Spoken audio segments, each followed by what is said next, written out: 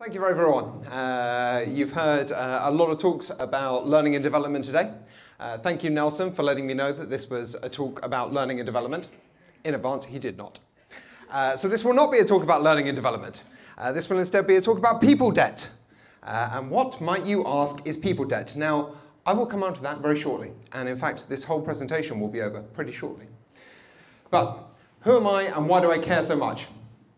So I started the People Collective. This is a small consultancy which helps growing organizations solve their challenges when it comes to people operations.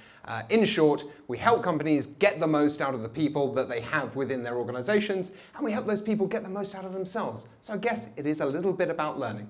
But mostly I want to talk today from experience of working with these companies, experience of working with other small businesses, and particularly about some of the pitfalls and mistakes that I have made. I could go into all of the fuck-ups that I have made in the past, but I won't because we don't have enough time to go through all of those. If you want to follow me on Twitter, you can do there. Some people do, some people don't. Do be aware that I mostly tweet about HR, and if you're not interested in HR, you won't find it interesting. Cool. So, people debt. What on earth is people debt, and why am I talking about it? For me, it is problems with process, communication, documentation, and planning. Anyone here work for what they might call a business under, say, 2,000 people? Good, most people. So you might understand what I'm talking about. Who here has worked for a business ever under 100 people? Good, even more of you. Wonderful. So you will definitely know what I'm talking about. People debt, for me, is what happens when you basically get to the point within a business where you don't spend any time thinking about what you do with the people after you've hired them. So again, I guess it is a talk about learning. People spend a lot of time, money, and effort hiring great people into a business, and they go, yes, we hired this person. There's an announcement, and they go, this person is hired because they're wonderful and they're going to do wonderful things for our business. But then actually what happens, that person is kind of left to float along, and hopefully, although the business is growing this fast, that hopefully they'll follow that path too, but mostly they kind of just float around here because no one's supporting them, no one's caring about them, no one's really setting them up to be a success within that organization. And I see this way too much, particularly within startups. And it looks like this.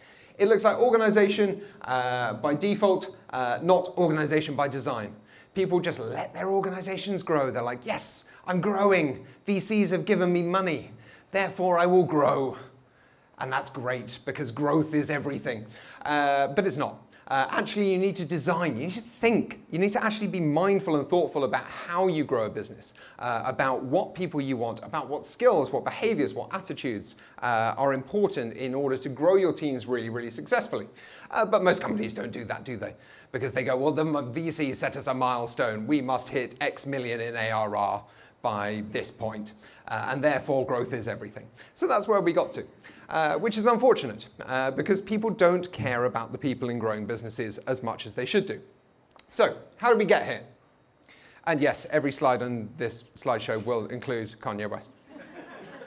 Why? Because I felt like it. So, firstly, we started believing the hype. We believed that just growing a business by default would be a perfectly legitimate way to grow an organization. Without actually thinking, you know what, for a second there, maybe I'll actually look at this whole area of org design or, learning and development or, just generally training our managers or even just telling our managers the basics of how to be a manager. That would be a good start. Who here has worked for a manager that was a terrible manager? Excellent, me too. Who here has been a terrible manager to someone? Excellent, me too. Wonderful. Because everyone has to start somewhere, and usually most managers start at terrible. But the basics don't get put in place, and therefore you get these companies, remember, growth at all costs, that grow and grow and grow and grow and grow. So how do you grow? You promote people, you make them managers, because manager is the end of all promotions. And therefore, you end up with people that are training other people in bad ways, yada yada. That's where we get to. Then we moved faster and broke more things. Yes, this is a controversial one. which gets even worse. So what we did is we decided that unicorns were the thing to do, so that we would all aim for billion-dollar valuations. So what did we do there when it came to our people? Not very much, as it turns out. We spent a lot of time, again, focusing on outcomes, focusing at growth at all costs, growth at all costs, growth at all costs, without really thinking about how that impacts and affects the people that you have in the organization. Because, and let me share this mantra with you, if you get the best out of the people in your business, then your business will thrive. Turns out that's exactly what happens. Unfortunately, not every company believes that. But there is another way. Look, happy Kanye.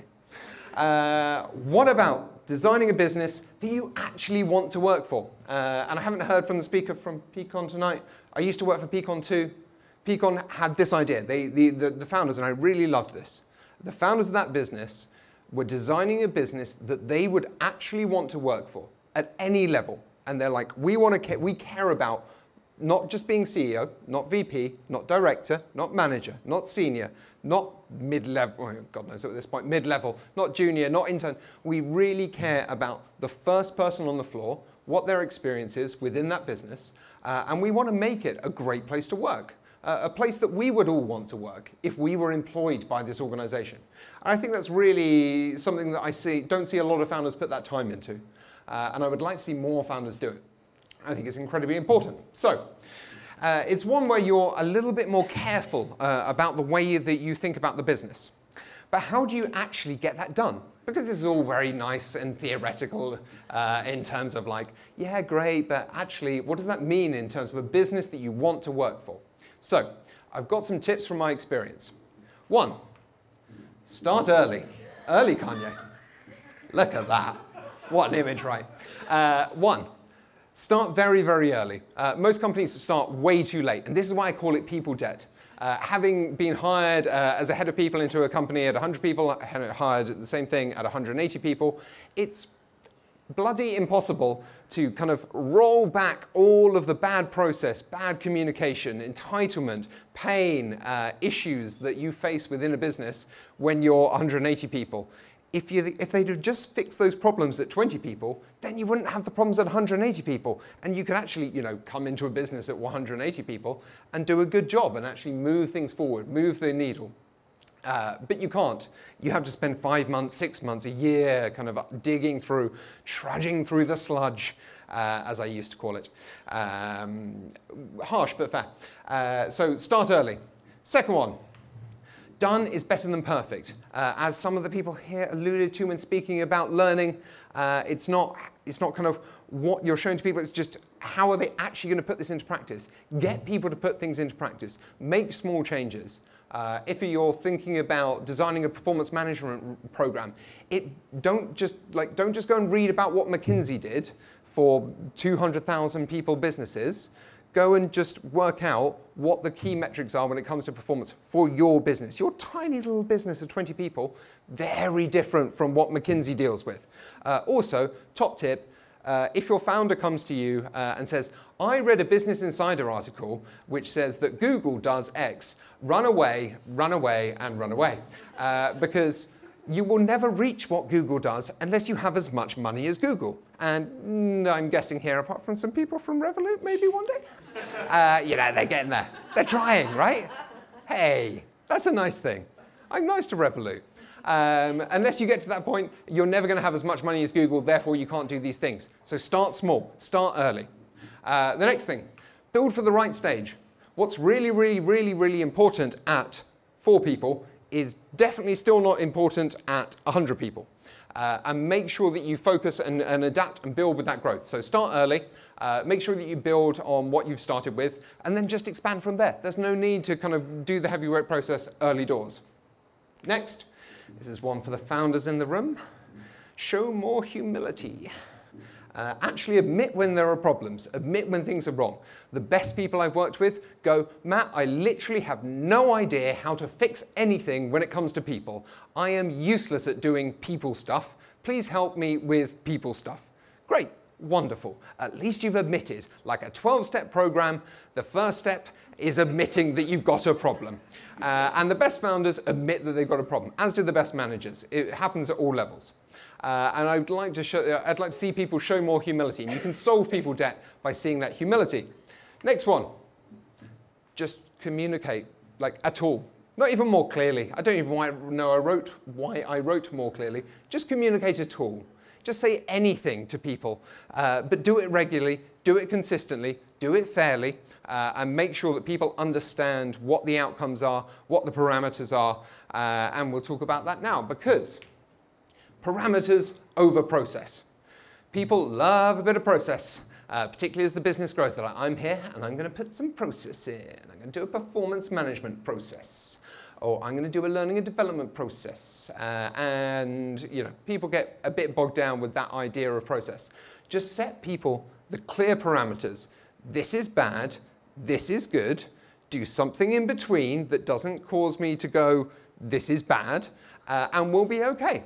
As long as you can start to set those clear parameters within a business, it will negate a lot of the problems that you face when it comes to scaling. You don't need an expenses policy that goes into double digits pages if you're 100 people. That's a waste of your time. You need to quite simply just put some clear parameters in, like don't spend $200 on a steak. Yeah, that'll do it, fine. Spend enough money to keep yourself alive. We don't want people dying in foreign countries whilst working for us. Good, that's a positive. Next, write things down and make them searchable. This is the biggest error that I see most companies fall into. The amount of time, money, and effort that gets wasted by the same old questions getting asked from the same old people. Who here in the last 6 months has asked, what's the Wi-Fi password? Yes, exactly. Because everyone asks, what's the bloody Wi-Fi password all the time. And you don't need to ask a colleague what the Wi-Fi password is. Just have one place where you can find the Wi-Fi password, or one place where you can find out how to book a holiday, or what the expenses policy was. Write things down, make them searchable. If they're going to be asked more than once by more than one person, make sure that you make them available to more than one person. Next, for all you growth companies out there, nod to your 99 problems, but HR ain't one. Hire a head of talent or a head of people and hire them earlier than you think you're going to. Actually invest in HR, actually invest in talent acquisition. Hire proper people. Don't hire the person that says, I am an ops/postroom/HR/sales/monkey/what? Literally, hire a proper person to do this job. It is a proper job. Pay them proper money and make sure that you give them the support that you need to do, that they need to do that job. And finally, managers must. 3 things. This is all I demand. All I demand from managers. Set goals, support, clear blockers, and give recognition. If you do that, everything else becomes really, really easy. Now, this is not to belittle the large-scale learning and development programs that we have heard about this evening. But if I'm to boil those down to 3 things that just basics, 101, just do those things, and then there is a little chance that your company might just thrive. Happy days. Look at him, so happy. Sunday service recently, it was nice. I didn't go, would have loved to. Watched it on YouTube though. It was great. Finally though, one last thing. This all sounds very nice, contrite, but everyone has a plan until they get punched in the face. It's my favorite management quote ever. It's not by someone who's big on management. It's by Mike Tyson. But he's got a very good point, because all of us can create the best, with the best will, with the best intention in the world, can create plans, but you have to be adaptable. You have to be able to go, right, things can change, things are going to move, and you as HR professionals, learning professionals, need to be there to support your companies and support the leaders within those businesses, and to come up with the changes and the plans that they're going to need to make those, to adapt to those situations. Cool. Thank you very much.